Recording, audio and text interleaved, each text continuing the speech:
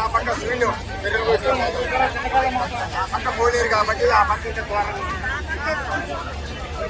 అటు పోలేరు కాబట్టి సార్ ఇచ్చేసేసి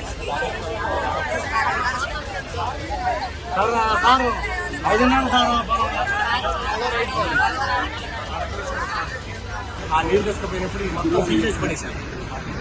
బిల్డింగ్ పెట్టి సీల్ చేసి తీసుకుపోయారు. మళ్ళీ వాటిని రీఓపెనింగ్ చేయకుండా నీళ్లు వదిలేశారు. పూర్తి స్థాయిలో నీళ్లు ఒకేసారి 1,60,000 రూపాయలు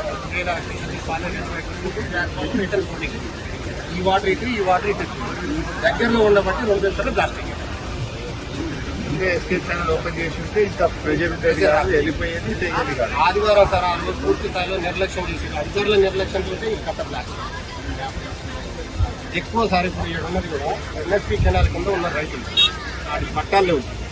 పూర్తిగా 2 ఎకరాలు 3 ఎకరాలు 4 ఎకరాలు ఉన్న రైతులే పూర్తి స్థాయిలో దెబ్బతింది. ఇప్పుడు చూస్తారు సార్